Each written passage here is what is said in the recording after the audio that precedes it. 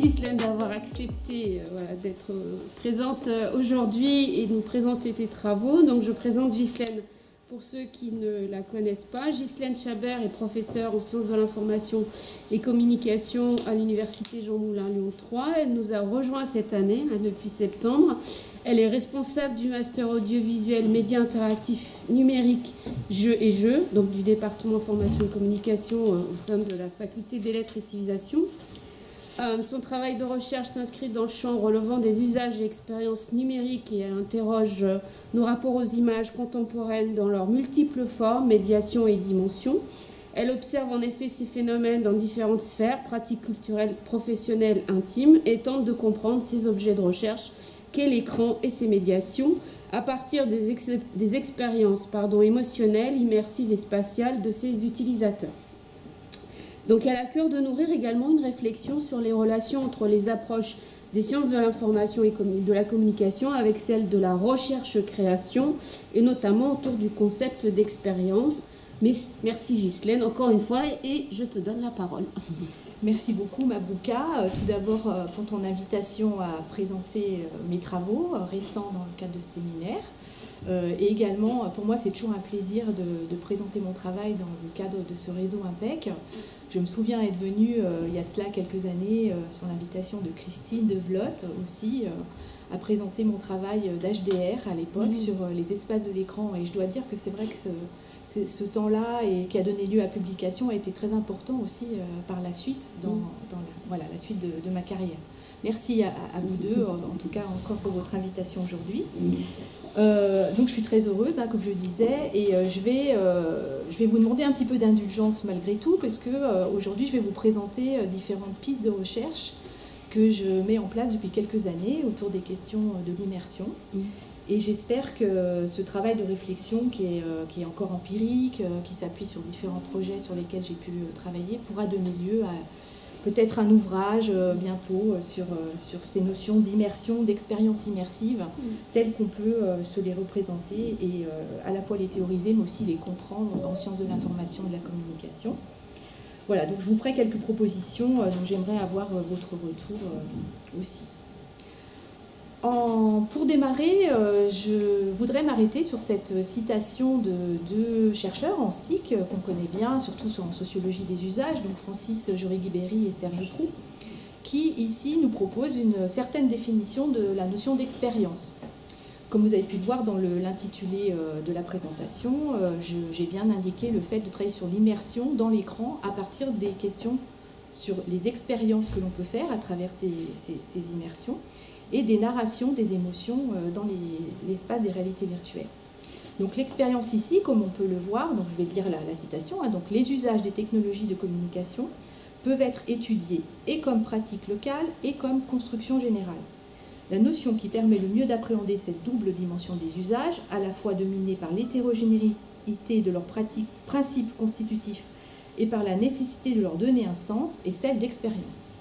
Donc ce que je retiens, moi, ici, ce que je trouve intéressant et qui fait écho vraiment aussi à la façon dont j'essaye de travailler autour de la question d'expérience, c'est déjà de les observer en situation, en fait, vraiment en termes de pratique locale, donc pouvoir effectivement s'immerger dans le vécu des pratiques, des expériences des usagers, des utilisateurs, des utilisatrices. Donc voilà, comprendre déjà ce que ça signifie en pratique, mais aussi à partir de ces observations, de ces échanges aussi dans les pratiques même des expériences, pouvoir en dégager des enseignements un peu plus généraux sur les activités immersives, ce qu'elles génèrent aussi comme type de récit, par exemple, dans la société dans laquelle nous sommes, comme type de construction aussi sociale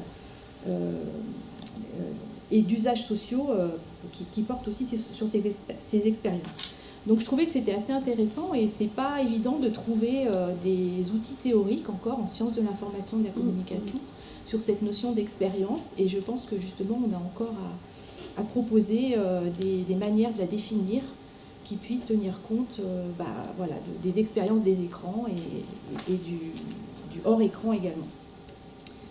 Donc vous me connaissez un petit peu pour la plupart d'entre vous, mais je souhaitais quand même refaire un petit point sur le cadre théorique que je mobilise dans mes travaux de recherche.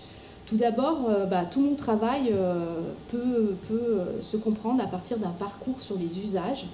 J'ai toujours travaillé sur la question des usages des technologies d'information et de communication.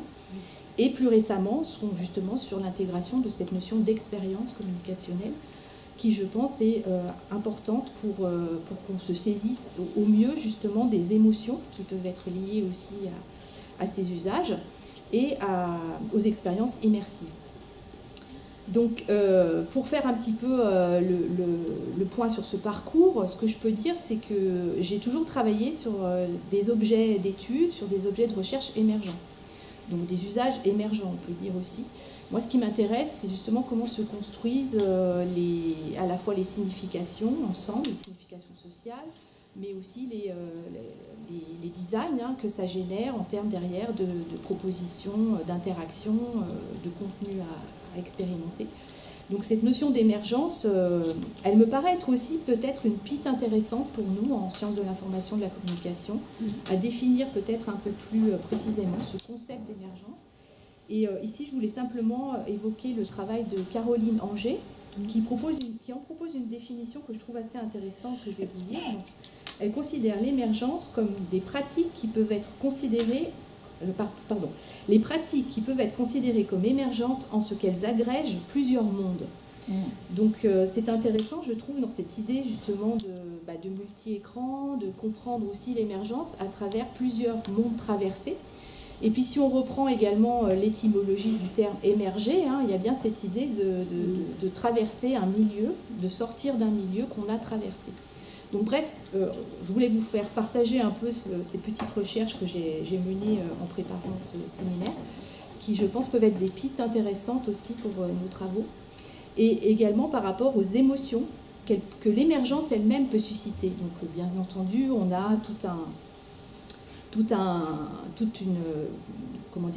un cycle d'études qui ont été menées en sciences de l'information et de la communication autour des discours associés à la nouveauté, à l'innovation. Donc voilà, continuer à attendre prendre en compte également ces récits-là émotionnels autour de l'émergence qui peut susciter des émotions de type désir, crainte, peur, admiration, fascination, etc. Je continue aussi, donc notamment sur la question des espaces de l'écran. À l'occasion, j'évoquais tout à l'heure la présentation de ce travail dans le séminaire IMPEC il y a quelques années.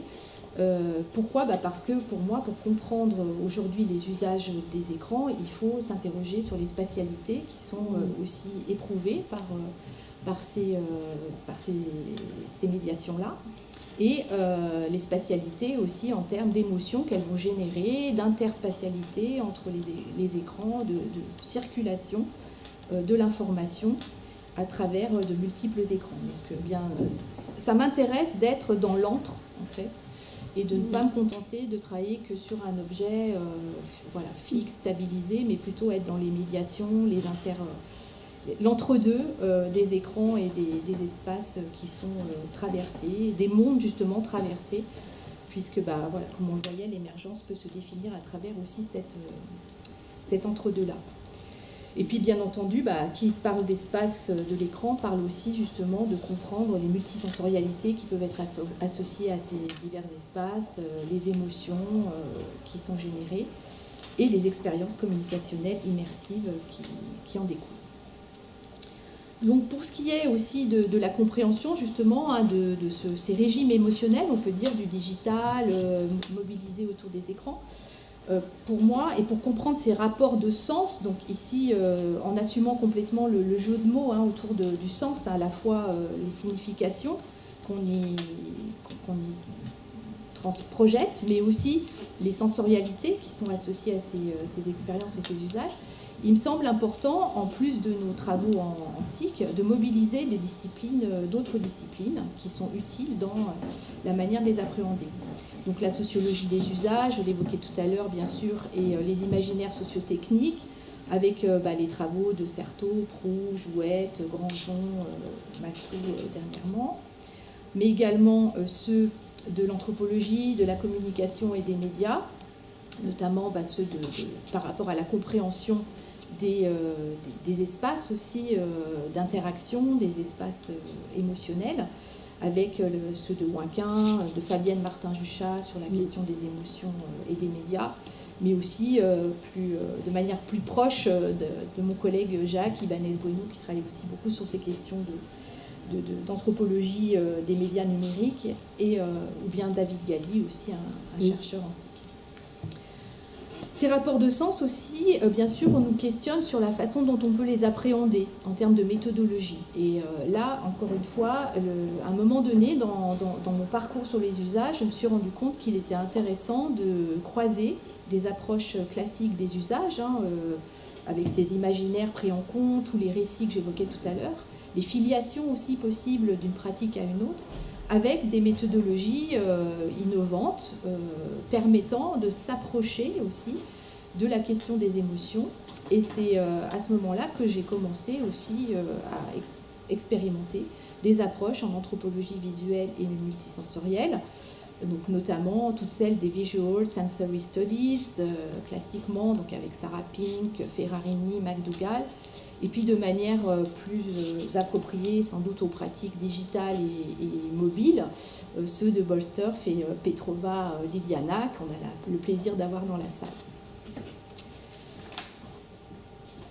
Enfin, également, bien sûr, pour appréhender les expériences de perception, émotionnelles, également et sensorielles, les travaux de Merleau-Ponty sur ces questions de perception, d'interspatialité aussi sont intéressants à prendre en compte, mais également d'Anne Coquelin, si vous connaissez cet auteur, Alain Mons ou d'autres travaux de Jacques Ibanez-Bueno également sur la perception par exemple. Bref, donc toute cette interdiscipline est mobilisée pour appréhender cette dimension expérientielle de l'usage, me paraît importante à être mobilisée conjointement. Et voilà, pour mettre en place des méthodes visuelles qu'on pourrait dire immersives, qui consistent à entrer aussi aujourd'hui dans les dispositifs d'image et de médiation pour s'approcher au plus près des sujets que l'on observe. Je réfléchissais, je me rappelais une petite citation aussi intéressante d'un photographe qui s'appelle Robert Capa, qui disait toujours si votre photographie n'est pas bonne, c'est que vous n'étiez pas assez près, en fait, vous n'étiez pas assez approché. J'ai repensé à cette citation récemment. Et puis également aussi cette proposition de Pink sur l'intégration de la vidéo dans les méthodologies qui peuvent donc nous servir, si j'essaie de traduire ici, de catalyseur pour susciter la compréhension ethnographique des expériences des autres et les représenter auprès d'un public tiers. Donc il y a effectivement à la fois cette question de se saisir des expériences pour les comprendre, mais également de s'interroger sur la façon de les représenter, de les faire éprouver, aussi par d'autres expériences, sans doute. Il y a une forme de mise en habit auprès d'un public tiers. Donc on verra aussi cette question-là. Et je retiens aussi ici par rapport à cette citation la question qui serait, je pense, également intéressante à développer, d'immersivité finalement de la caméra en fait, en tant qu'objet d'étude des émotions. Alors, j'en viens maintenant un petit peu plus à parler des travaux de recherche que je voulais présenter dans le cadre du séminaire, notamment sur cette immersion dans l'espace. Alors, vous avez vu que j'ai utilisé aussi le pluriel des réalités virtuelles, captées et filmées. Et pourquoi le pluriel ? Parce que pour moi, on évoque beaucoup aujourd'hui la réalité virtuelle, la VR. Or, je pense qu'on n'a pas attendu la VR, bien sûr, pour faire expérience de formes de réalité immersive et informationnelle, mais aussi communicationnelle. Peut-être avant d'aller plus en détail sur les projets empiriques, cette notion d'immersion. Alors, même chose, j'ai souhaité proposer quelques éléments de définition. Donc, tout d'abord, une définition de Florence Belahen, qui est une collègue qui a travaillé beaucoup sur la muséographie, notamment, et sur la représentation d'artefacts dans les musées, et qui nous dit donc le sentiment d'immersion se caractérise par le fait d'avoir l'impression d'être dans un temps et un espace particulier. Donc bien sûr, cette immersion temporelle, spatiale est importante à prendre en compte. Je vais continuer, puis je ferai une petite synthèse par la suite. Ou bien aussi, ici, la proposition de René Bourassa en 2014, qui considère que le concept d'immersion renvoie à un puissant sentiment d'absorption physique, mentale et émotionnelle, soit dans une situation de la vie ordinaire, soit au sein d'une représentation. Donc ici, il y a deux choses importantes que moi je retiens. C'est tout d'abord l'idée de sentiment, d'immersion. Effectivement, il y a cette idée d'affectivité de l'immersion quand même, qu'on peut tout à fait interpréter ici, en tout cas comprendre ici. Donc qui est comme une émotion aussi vécue, en fait, que je trouve intéressante à garder dans les travaux dont je veux vous parler. Et puis aussi l'idée que ça peut tout à fait être ressenti dans une situation de la vie ordinaire. C'est-à-dire que lire un livre, pour moi, c'est aussi une activité d'immersion, une expérience immersive. On n'a pas forcément besoin de l'interactivité ou même de l'image pour ressentir un moment d'immersion, un sentiment d'immersion. Donc voilà, lire, flâner, regarder, peut-être se balader, se promener, contempler, sont aussi pour moi sans doute des activités immersives aussi, parce qu'elles suscitent d'expérience, justement. On essaiera d'en proposer quelques dimensions par la suite. Alors, j'en viens à mon premier point. Donc, je vais commencer par l'évocation d'un travail qui a porté plutôt sur l'observation d'un dispositif multi-écran et d'une immersion qu'ici je nommerais plutôt dans les réalités audiovisuelles, si je peux me permettre cette proposition-là. Donc ici, vous voyez un écran qui est en fait celui du smartphone d'un spectateur dans une salle de cinéma qui participe à une expérience d'une projection second screen. Donc en fait, il y a une projection sur grand écran et une projection parallèlement proposée sur l'écran du spectateur. Donc vous voyez ici une application qui est téléchargée, qui s'appelle Iris, prenons le jeu de mots aussi de l'assistant virtuel sur certains smartphones, en inversant le propos. Et qui donc, Iris, donc cette application qui est téléchargée par le spectateur et qui est aussi un des personnages virtuels du film qui est présenté. Donc, je voulais évoquer ce premier film. Alors, le film s'appelle Up the Movie.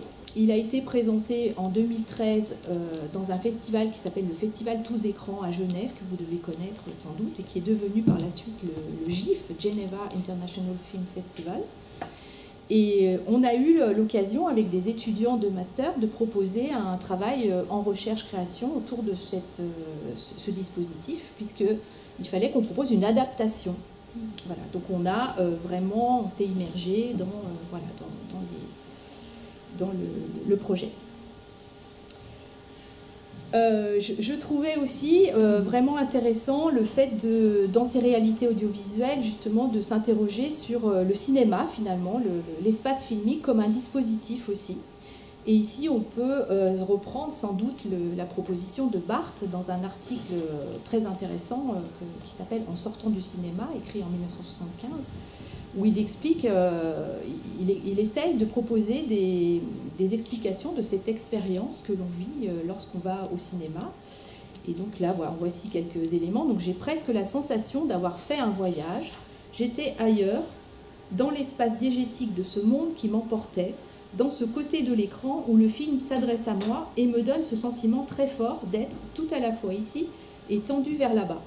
Voilà, donc cette expérience, encore une fois, d'entre-deux, on peut bien le percevoir ici déjà, d'être là-bas, mais d'être ici, et voilà, d'avoir d'éprouver la signification des images à travers cette entre-deux et cette circulation-là. Alors, dans le cadre de ce travail, ce que je trouvais également utile à mettre en avant, déjà, c'était cette notion de doubles écritures ou double narration par rapport à la proposition justement diégétique, avec donc une diégèse qui sort de l'écran principal, du grand écran, pour justement déborder dans tout l'espace filmique. Donc, et ce que ça générait également comme sans doute réflexion autour de la grammaire.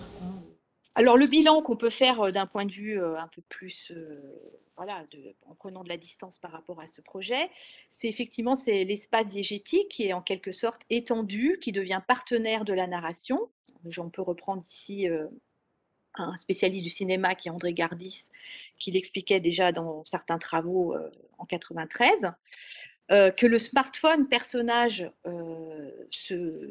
est en quelque sorte un être artificiel qui agit comme une prothèse psychologique, qu'il y a ces gestes narratifs qui passent aussi par l'utilisation de l'interface, de l'écran, une forme de proxémie narrative sur le smartphone personnel aussi des spectateurs, mais également un rapport social émotionnel aux images, puisque les spectateurs, vous l'avez vu dans les images, ne sont pas forcément tous équipés, n'ont pas tous téléchargé l'application, mais par contre, ça génère justement de la proximité entre eux, le fait de regarder sur le smartphone des voisins.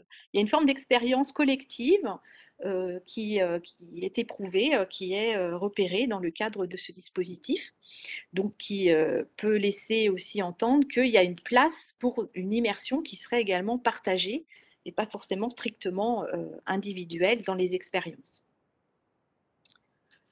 Voilà, pour terminer simplement sur ce bilan, cette idée que, en reprenant Merleau-Ponty aussi, et sur cette idée d'immersion partagée, que l'écran deviendrait ce troisième lieu où le sens transparaît à l'intersection de mes expériences et à l'intersection de mes expériences et de celles d'autrui. Oups, pardon, excusez-moi.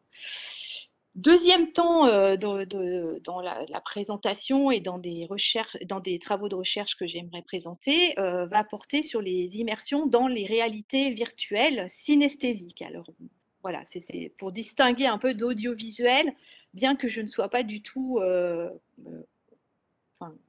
que je ne sois pas opposée à l'idée que dans l'audiovisuel, il y a de la synesthésie et que dans la synesthésie, il y a aussi de l'audiovisuel. Tout n'est pas si... c'est poreux, en fait, entre les différentes formes de réalité.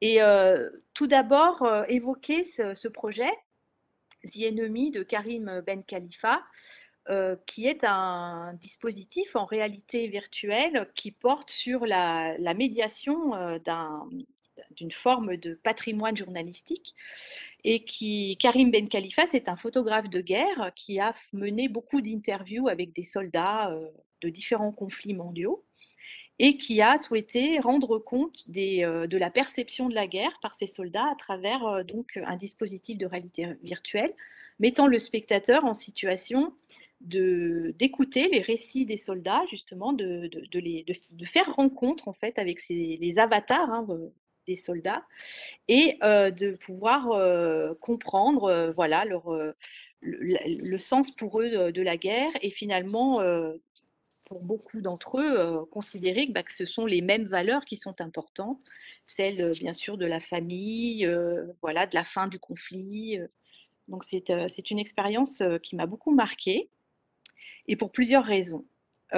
Tout d'abord, voilà, alors, par le fait qu'on est en situation d'avoir une interaction de face à face avec les avatars qui sont représentés dans l'expérience et qui nous amène à nous interroger aussi sur cette question à la fois de double numérique de l'avatar, mais aussi d'altérité dans la rencontre avec un corps avatar, mais qui représente un témoignage, qui représente un récit de soldat, un récit de discours.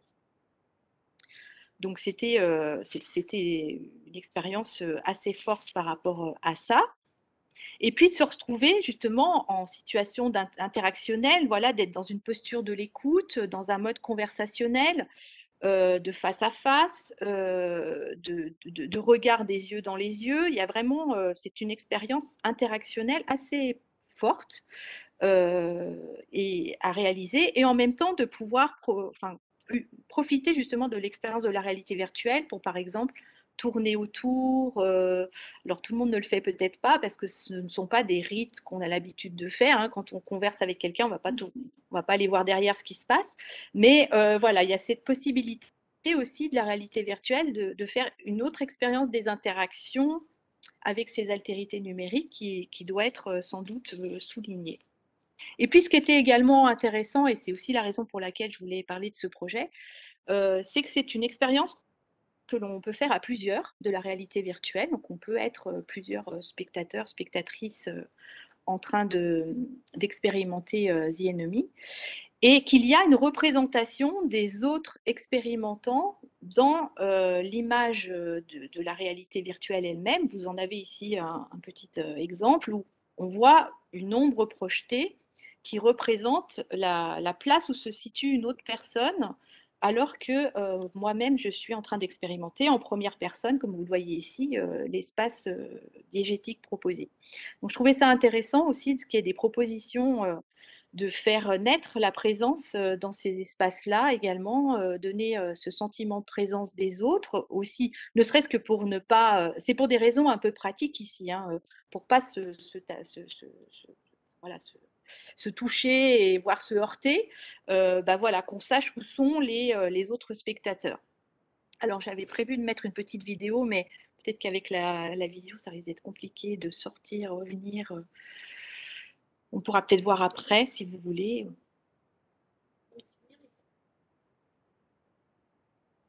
Ouais. Je montre la vidéo, vous voulez pas que je vienne après? Ah oui, je suis en partage d'écran, exact. Alors elle est où? Voilà, hop. C'est bon, vous voyez là? Donc c'est une petite vidéo, alors c'est vraiment fabriqué hein, dans la présentation, mais c'était pour vous montrer que c'était bien une expérience aussi sociale et avec ici en plus une représentation où on voit les corps des spectateurs, mais aussi la captation logicielle de l'activité menée dans la réalité virtuelle. Bon, il n'y avait pas de son, hein, donc vous voyez, on voit aussi sur l'écran les représentations des autres utilisateurs.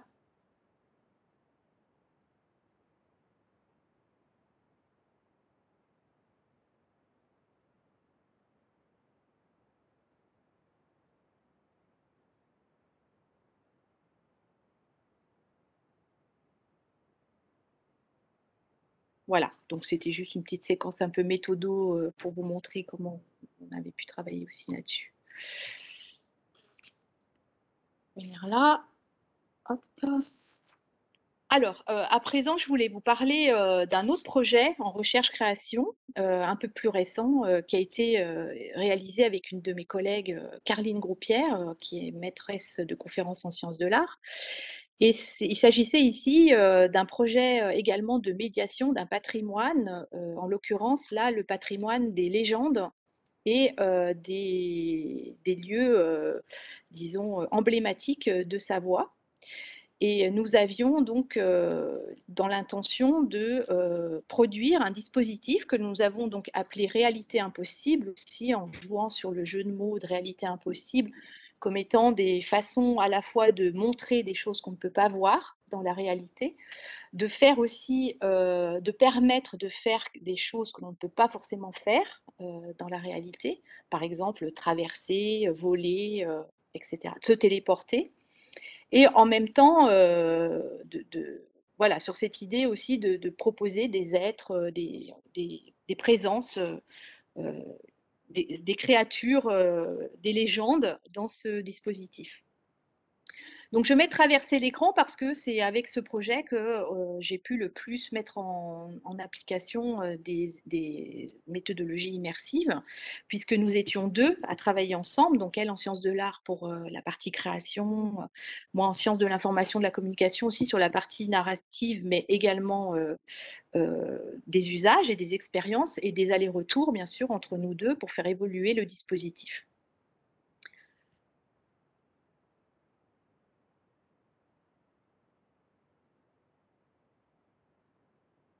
Ah oui, c'est ça, je pense. c'est ça.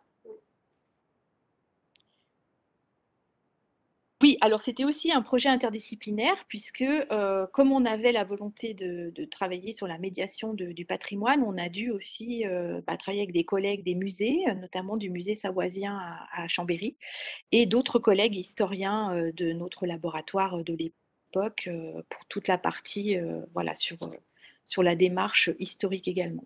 Donc ce que vous voyez ici représenté, c'est un village palaffitique des sites engloutis du lac du Bourget, puisqu'on a fait le choix aussi de cet espace à représenter et d'y proposer des narrations voilà, et des formes de médiation du patrimoine et notamment d'y intégrer également des légendes. Voilà, on a croisé plusieurs contenus patrimoniaux dans cette histoire qu'on a voulu faire expérimenter à des spectateurs, visiteurs, et travailler sur ces deux dimensions-là.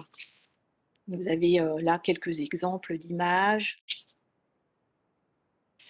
Et puis ici, pour ceux qui connaissent un peu le Bourget, hein, le site de Conjus, qui est situé aussi sur le bout du lac du Bourget, côté plutôt 1 de l'Ain, même si c'est encore 73, et avec une représentation justement des palaffites. Alors les palaffites, simplement pour vous expliquer, ce sont les, là, les bouts de bois qu'on voit sortir du sol et qui généraient à l'époque, donc de l'âge de bronze, hein, parce qu'on remonte à l'âge de bronze, c'était des endroits de demande, d'offrande, pour voilà, de sacrifices. Donc en fait, ça générait toute une mythologie aussi autour de ces pratiques-là. Alors, les questions de recherche qu'on se posait par rapport à ce projet, donc c'était ce qu'on souhaitait également mettre en place, c'était observer des principes de narration mixte enchevêtrés entre des images, les nouvelles images, et notamment des représentations permettant d'alterner, d'expérimenter à la fois les usages de la réalité virtuelle, mais aussi de réalité augmentée. Donc, on a vraiment souhaité créer une narration enchevêtrée entre ces deux comment dire, types de dispositifs ou de médiation possibles. Vous comprendrez mieux après, je vous montrerai une petite vidéo. Mais également les nœuds narratifs, ça nous importait beaucoup qu'il y ait vraiment des liens entre les différents espaces, c'est-à-dire que ce ne soit pas juste la réalité augmentée pour faire de la réalité augmentée, mais qu'il y ait vraiment la narration qui le justifie, cette imbrication, cet emboîtement des espaces et ce rapport entre fiction et espace dans cette histoire en volume. C'est aussi une chose que Gaëtan, le coaraire, qui est aussi présent dans la salle, fait beaucoup dans le cadre de son travail. Nous avions aussi la volonté, bien sûr, en question de recherche, de nous interroger sur les discours, les récits autour de ce projet, bien entendu, encore une fois, dans un objectif d'avoir une vision plus générale sur les récits autour de la réalité virtuelle, presque un peu comme un nouveau système symbolique contemporain proposé en termes d'interaction avec les images.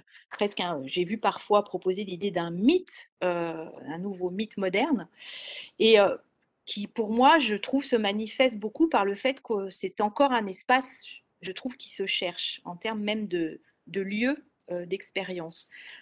Voilà, ça me rappelle dans l'histoire des médias le moment où le cinéma était projeté dans des salles de théâtre, où voilà, on est dans cette genèse-là d'un média qui se cherche en tant que aussi d'usage et qui est donc en émergence par cette analyse qu'on peut faire de cet espace. Nous nous interrogions bien sûr aussi sur les émotions en immersion vécues par les acteurs, hein, donc ça nous permettait vraiment d'avoir là un dispositif pour accompagner les acteurs, voir comment ils s'emparaient de ces images, les émotions qui étaient vécues et tout le régime émotionnel aussi autour de ces images digitales. Et puis enfin, de manière un peu plus macro aussi, plus globalement, nous interroger sur l'intérêt en termes méthodologiques d'un processus en recherche-création, à la fois participatif et créatif, et ce que ça peut générer en termes de compréhension pour nos sciences aussi sur la communication et les expériences. Alors, je vais peut-être vous montrer tout de suite, pareil, ça va demander que je sorte, une petite vidéo qui représente une forme un peu teaser du projet. Alors là aussi, hein, nous nous n'étions pas des spécialistes quand même de la production audiovisuelle. Normalement, il y a du son. Vous êtes un nouveau message vocal.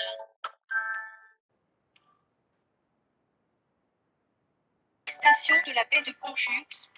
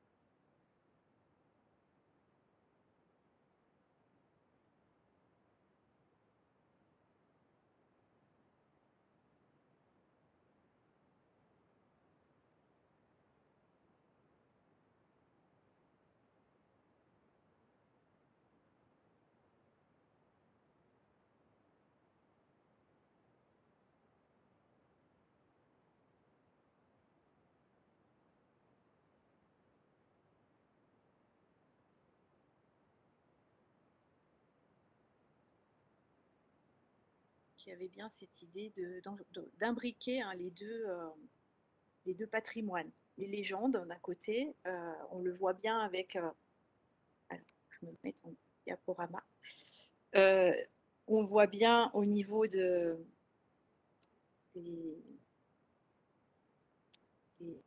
j'ai perdu le fil de ce que je voulais dire du coup. J'étais sur les légendes et puis aussi sur oui, les espaces. Et oui, les légendes, pardon. On le voit bien dans le premier espace, en fait, où vous avez vu tous les gestes effectués, de peindre dans l'espace, de tout, prendre un objet. Donc, pour nous, c'était ce premier espace virtuel représentait une forme un peu de laboratoire de tous les gestes possibles avec la réalité virtuelle. Bien qu'il était, bien entendu, scénarisé et qu'il avait, enfin, le spectateur avait une quête hein, dans le cadre de cet espace, puisqu'il devait chercher un élément pour la quête suivante. Donc, il devait trouver un objet qui lui permettait de pouvoir entrer ensuite dans l'espace du souvenir, puisque bon, on était dans le souvenir d'une créature. Mais voilà, il y avait cette idée pour nous aussi d'expérimenter des manières de faire des utilisateurs avec ce premier espace et ensuite donc de basculer sur la partie virtuelle. Alors, quelques éléments de réflexion à partir justement de ce travail. Donc, le corps espace, hein, ça c'est quelque chose qui est qui ressort beaucoup des, des expériences et à la fois des propos des utilisateurs, mais aussi de l'observation qu'on peut en faire. Une attention au corps qui est très marquée, un corps machinique en quelque sorte qui s'énonce. Alors, on le voit ici, il y a plusieurs formes de représentation hein, du corps dans la réalité virtuelle. Nous, dans notre cas, nous avions fait le choix, non pas qu'on voit forcément les mains, mais plutôt les manettes voilà, du dispositif. Voilà, c'est un choix plutôt comme ça. Mais bon, il y a plusieurs manières, en tout cas, déjà de représenter le corps. Ouais, ou aussi de représenter voilà, sous cette forme de masque dans le miroir, en fait, pour que le spectateur ait aussi un sentiment d'être présent à l'espace, d'une manière un peu plus poétique, originale, sans doute, que s'il avait été représenté. Puis bon, voilà, c'était l'espace que j'évoquais avec des possibilités, voilà, de tirer, d'allumer la lumière, mais aussi de regarder, d'avoir un espace miroir au plafond et voilà, de soulever des objets. Bien entendu aussi en parallèle, l'observation des corps hein, qui expérimentaient et ce que ça générait aussi dans l'espace des spectateurs, en quelque sorte. Voilà, donc ça c'est un autre exemple où on voit aussi les spectateurs. Alors ça c'est aussi c'est dans un festival, le festival GIF que j'évoquais tout à l'heure. Ce qu'on voit beaucoup, tel que la réalité virtuelle est présentée dans ces lieux-là, dans les festivals, c'est une certaine frustration chez les spectateurs qui doivent attendre leur tour pour pouvoir. Donc ça aussi, c'est quelque chose qu'on avait observé, d'ailleurs avec Gaëtan hein, aussi, dans le cadre d'autres travaux qu'on nous avons menés. Et ça m'interrogeait, moi, cette question des spectateurs. Donc voilà, c'est ce qui m'a amené par la suite aussi à réfléchir à des manières de représenter l'expérience pour les spectateurs, d'une autre manière aux spectateurs dans l'espace partagé. Donc, pour revenir à l'attention au corps, donc voici juste ici quelques exemples de verbatim d'utilisateurs ou utilisatrices. Hein. Donc, j'ai l'impression de n'être qu'une tête. Le corps que j'ai durant les expériences n'est pas mon vrai corps, même s'ils sont associés par un casque. Je pensais plus du tout à mon vrai corps. J'ai aimé la sensation de flottaison dans l'espace.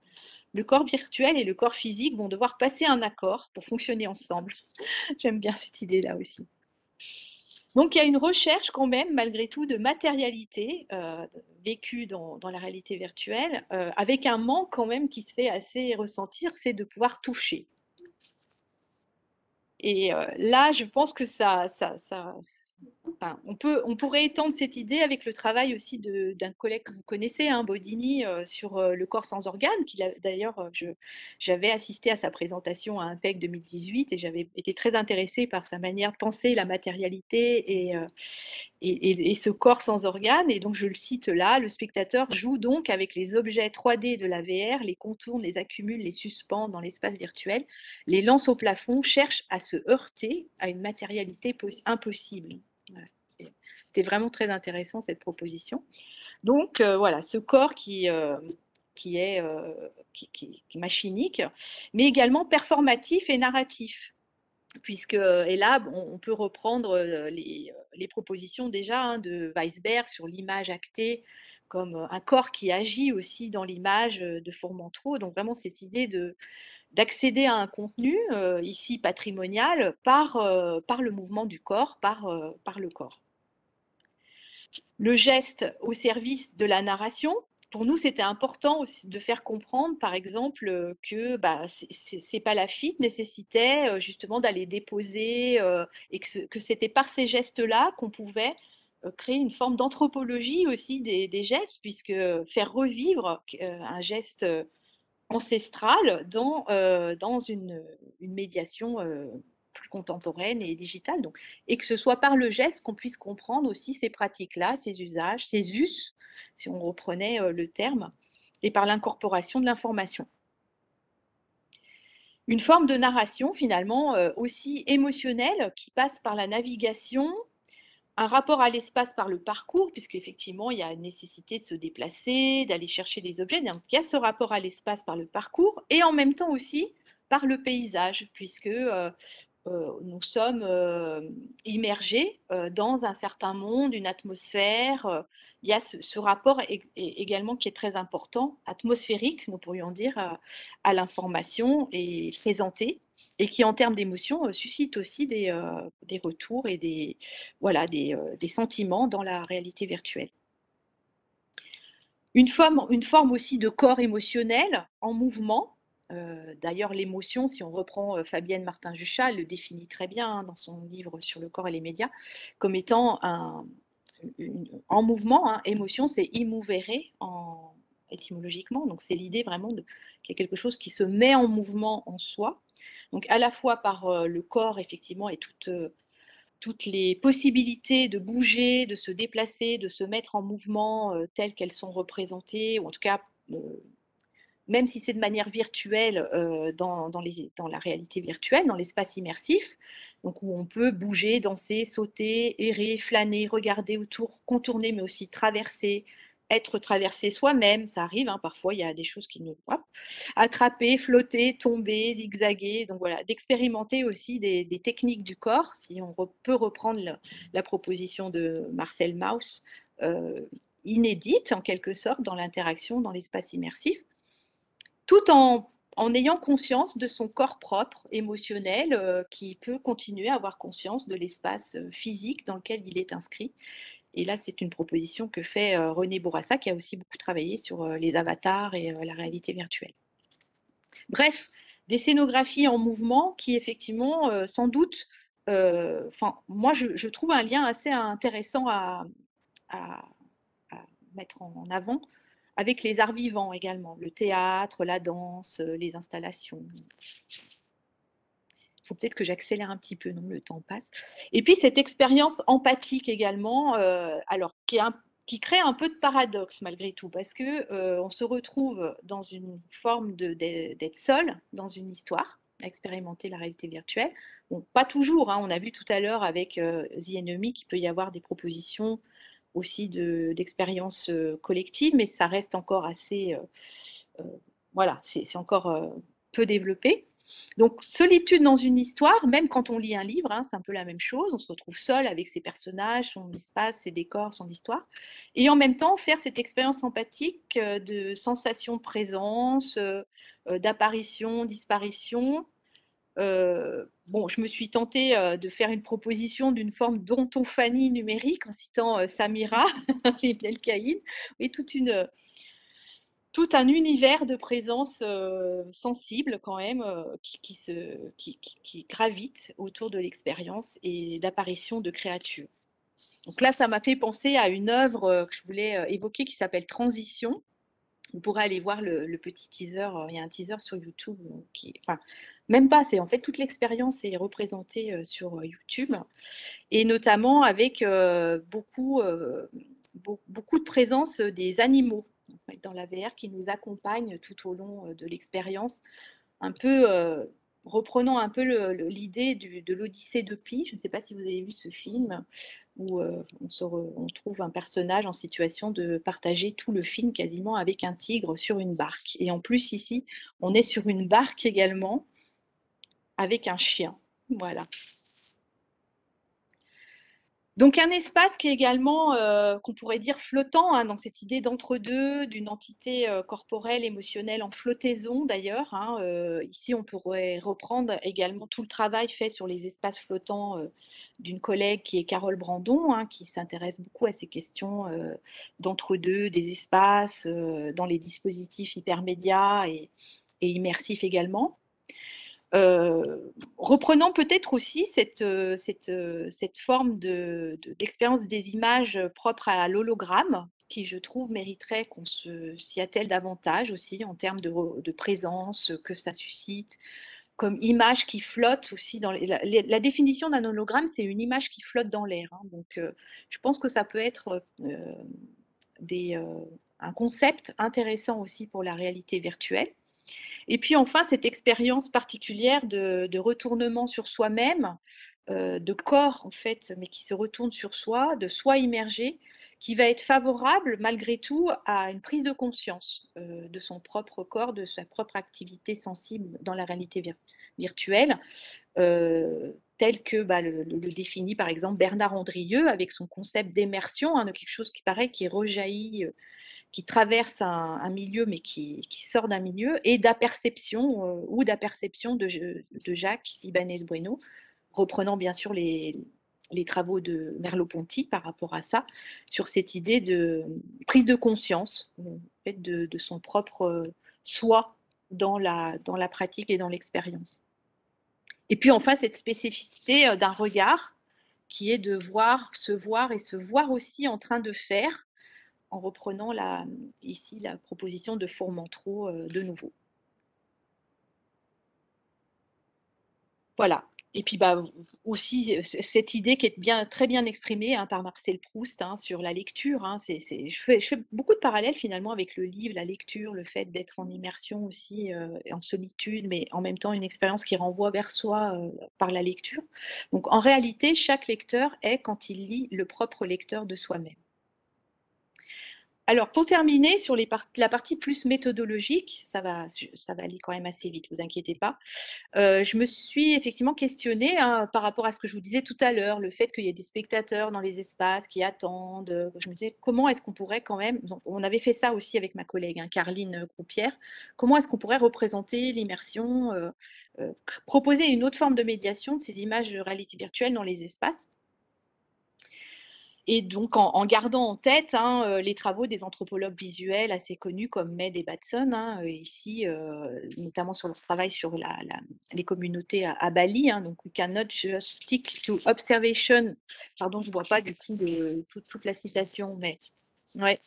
And interviews, we need authentic descriptive analysis techniques of gestures, postures, mimicry, et qui ont développé l'idée d'essais photographiques, notamment avec voilà, cette idée de journal de bord photographique, visuel, pour accompagner la compréhension aussi des appropriations, des techniques, des gestes, des postures, de l'interaction et des mimiques. Il y a un autre travail en réalité virtuelle qui a beaucoup inspiré cette idée-là aussi d'utiliser la matière en fait, virtuelle elle-même comme un outil méthodologique. C'est un projet qui s'appelle Notes of Blindness into Darkness. Donc c'est un VR Journey into a World Beyond Sight. C'est un projet de réalité virtuelle qui a été réalisé en 2013, mais qui vise à représenter d'une manière sonore et à la fois visuelle, le journal de bord d'un auteur qui s'appelle John Hull, qui était écrivain et journaliste, sauf erreur de ma part, et qui, à un moment donné, a consigné dans un journal tout ce qu'il voyait à un moment où il perdait la vue. Voilà, donc ils ont repris ce contenu-là, ce patrimoine-là, et ils en ont créé une œuvre en réalité virtuelle. C'est vraiment assez, je vous incite à aller voir, c'est très beau, c'est très... Et en même temps, c'est très vrai dans la manière dont il rend compte de son rapport aux espaces, à l'atmosphère dont je parlais tout à l'heure, au parcours, etc. Donc, il y a quelque chose qui m'a inspirée dans cette idée d'un journal de bord en réalité virtuelle aussi, pourquoi pas. Et puis, il y avait aussi d'autres travaux d'artistes hein, qui sont toujours très inspirants, moi je trouve, dans nos manières de rechercher des formes de représentation. Ici, celui d'un artiste qui s'appelle Refik Anadol, qui a représenté, alors bon, sous la forme aussi d'un dispositif avec beaucoup de mouvements, beaucoup d'images, des archives du web, et qui, là, dans la vidéo qu'il propose, montre aussi le spectateur devant ces archives. Donc il y avait cette idée d'intégrer le spectateur quand même dans la représentation, ce qui a généré donc l'idée de ces formats d'images en double vue, avec donc cette approche d'une double vidéo, on pourrait dire, de l'expérience, hein, donc venant également de la petite vidéo que je vous ai montrée tout à l'heure sur The Enemy, hein, c'est-à-dire le fait qu'on ait la vue logicielle, la vue de ce qui est produit dans l'image par l'activité de l'interacteur, mais aussi d'avoir la vue du corps dans l'espace public. Donc une double vue, hein, ce jeu qui permet d'associer ces deux formes de réalité et de monde émotionnel vécu par les utilisateurs et leurs atmosphères également. Une sorte de, je me suis permise de faire cette proposition un peu comme une réalité augmentée de l'expérience en quelque sorte. Donc on avait avec ma collègue fait ce genre de proposition, c'est-à-dire le fait qu'on puisse avoir voilà, le corps se mouvant, mais en même temps l'image en fond d'écran de la vue de l'interacteur dans la réalité virtuelle. J'ai ici, si je peux vous montrer quand même cette petite vidéo, ça c'est le travail qui a été mené un peu dans la perspective de développer cette idée de double vue méthodologique de la réalité virtuelle d'une étudiante qui a fait son mémoire de master sous ma direction il y a 2 ou 3 ans, bah voilà 2 ans, et qui est Aïssou Mez. Si je peux vous montrer juste sa petite vidéo. Normalement, je l'avais calée dans ma... Voilà. Puis je vais peut-être avancer. Alors, je ne sais pas si vous voyez mon écran là, oui. On va voir ça. Je vais avancer pour que vous voyez plutôt les passages que je voulais évoquer. Voilà, par exemple. Donc, c'est un projet de recherche-création également, hein, qui portait sur le patrimoine d'un mont qui s'appelle le mont Nemrut en Turquie. C'est une étudiante qui est d'origine turque et qui est allée sur place, qui a fait des captations du mont, de la manière dont les visiteurs euh, s'appropriaient l'espace. Et donc, il y avait tout un espace d'exposition. Ce que ça peut donner dans la production vidéo.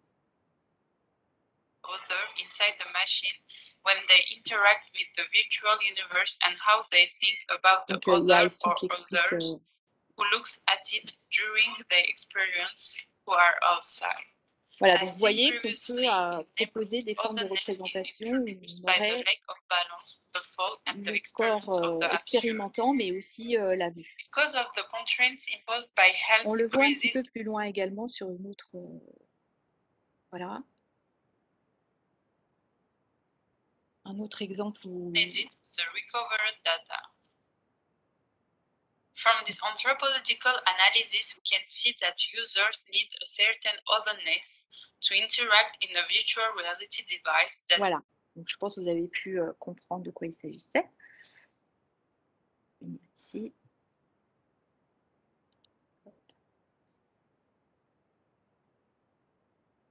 Je fais ça. Et puis alors enfin, bien sûr, hein, Gaëtan, hein, qui est ici présent, qui travaille un peu sur cette, aussi en prolongement avec cette idée de double vue dans son projet de thèse Anne de Vannes, qui porte également sur la mise en valeur d'un patrimoine de légendes celtiques. Et peut-être avez-vous la chance d'expérimenter son travail à la Laguna, pour ceux qui y étaient.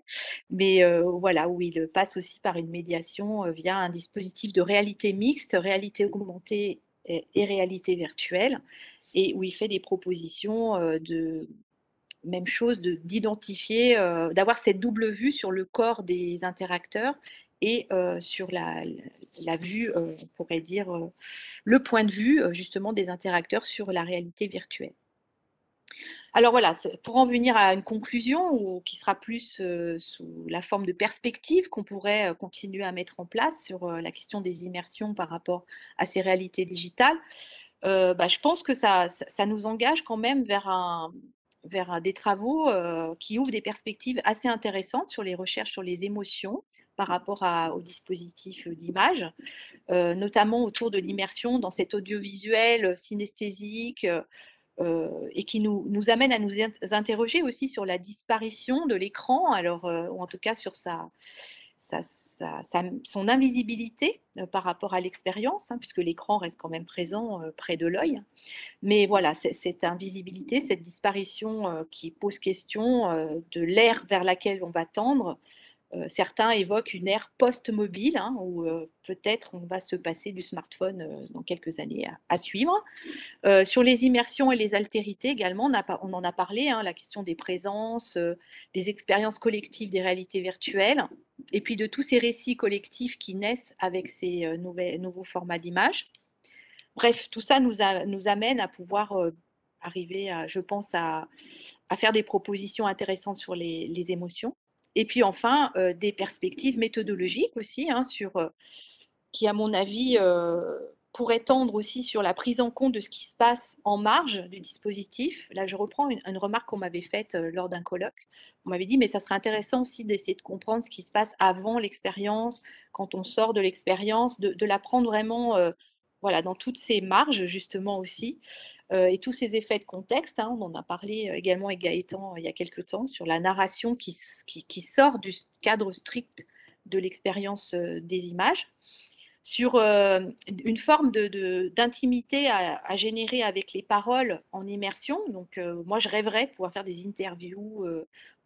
On peut faire des interviews avec Skype, ben voilà, d'essayer de tester aussi les interviews dans la réalité virtuelle en immersion. Ça, c'est un projet qu'on aimerait mettre en place également, enfin que j'aimerais beaucoup pouvoir mettre en place par la suite. Et puis enfin, sur ces représentations et le fait d'analyser finalement par les expériences le rapport aux nouvelles images, alors avec cette idée de double vue, mais peut-être que comme on est dans un espace tridimensionnel, il y a peut-être d'autres dimensions à intégrer. dans ces réalités augmentées de l'expérience et de tendre vers des VR methods. Voilà, ça pourrait être un projet, voilà, une perspective intéressante. Je vous remercie beaucoup et puis si vous avez des questions, ce sera avec plaisir.